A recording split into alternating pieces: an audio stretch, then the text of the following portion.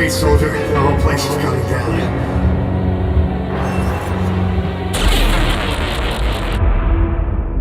The year was 2012, and we were all watching December's Spike Video Game Awards when we first saw the reveal of a mysterious new title called The Phantom Pain, what appeared to be a survival horror game being developed by a mysterious Moby Dick studio.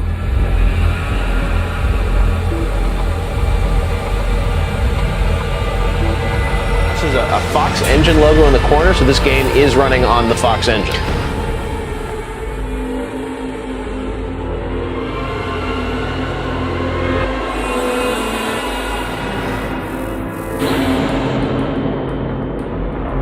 Fast forward the clock to all these years later, and it's been a strange kind of thrill ride ever since.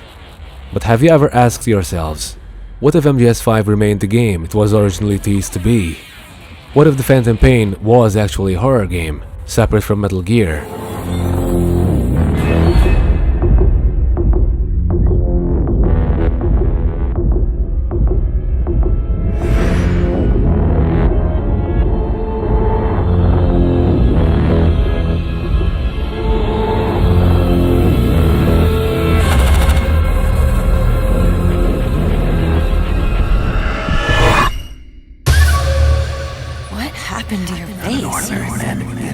I'm going to send these documents to my friend in the United States.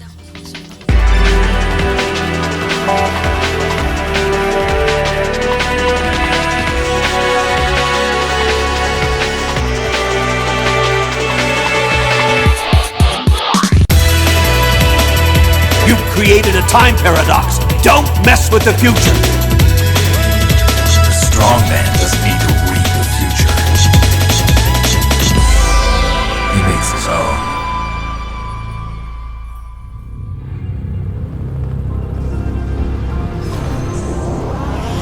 How's it going, guys? It's PythonSelkan here, and we're finally in that time of year again. Today we'll be stepping into a different perspective, or perhaps an alternate dimension of sorts, as we'll be looking at MGS5 from another side, if The Phantom Pain remained the horror game it was originally teased to be. Imagine if MGS5 had nothing to do with Big Boss or any of the snakes, and we're all just playing this new game we know nothing about. The Phantom Pain would put us in the shoes, or well, barefoot, of a mysterious protagonist, awakening in a creepy hospital all the way in an unknown country, very far from home. You've been in a coma for quite some time. Awakening from what we're told is a 9-year coma, and somehow burning for revenge. We feel like we're someone important, but what we remember are only blurred memories, with nothing really factual on what we were doing in that hospital. 9 years ago, you were injured in an explosion.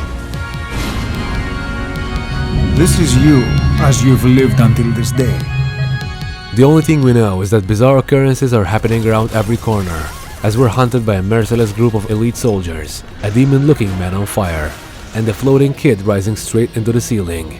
Just like being in a nightmare you can't wake up from. It's like being in a nightmare you can't wake up from. And if that wasn't enough, apparently the whole world wants us dead. And it's not just them. The whole world wants you dead.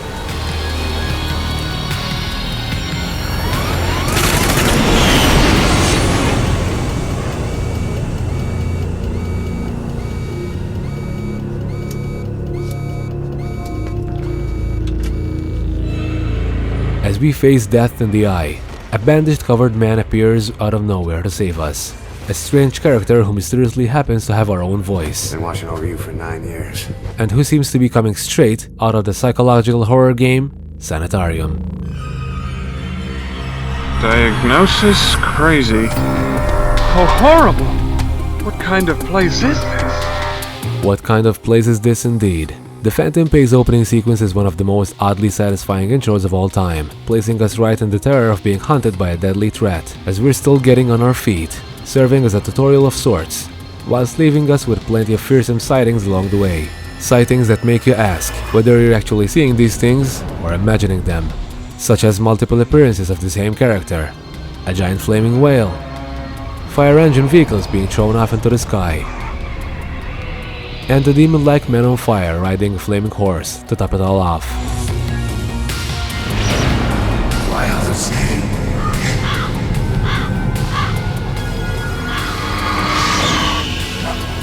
I can't move.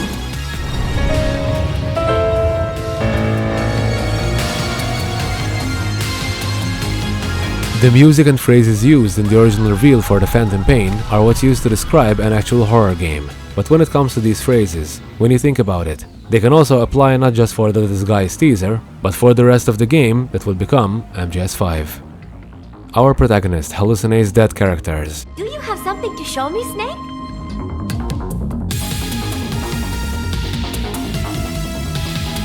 Hears auditory hallucinations in the form of tapes. The real me died a long time ago. Is confronted by parasite-enhanced super soldiers who are commanded by a villain with no face. Is hunted by a giant bipedal weapon that seems to have come from the future instead of the 80s.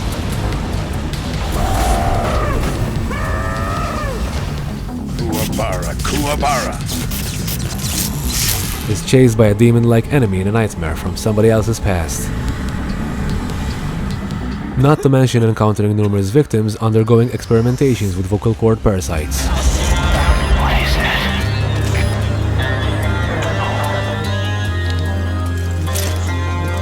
And bizarre-looking soldiers that effectively become zombies, both physically and mentally.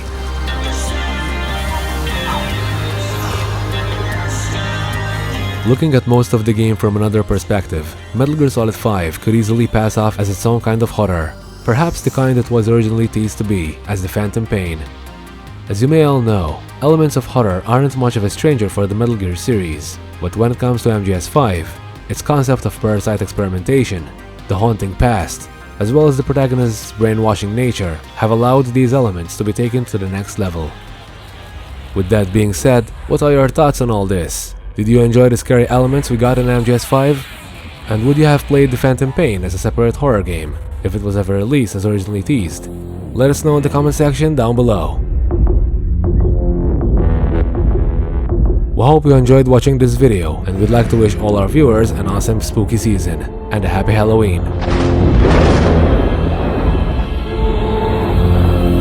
If you liked this video and enjoy all things Metal Gear, hit that like button, and make sure to subscribe to our channel. We'll make sure to return the favor with content you won't find anywhere else. Until we meet again, soldiers, PythonSelkan, out.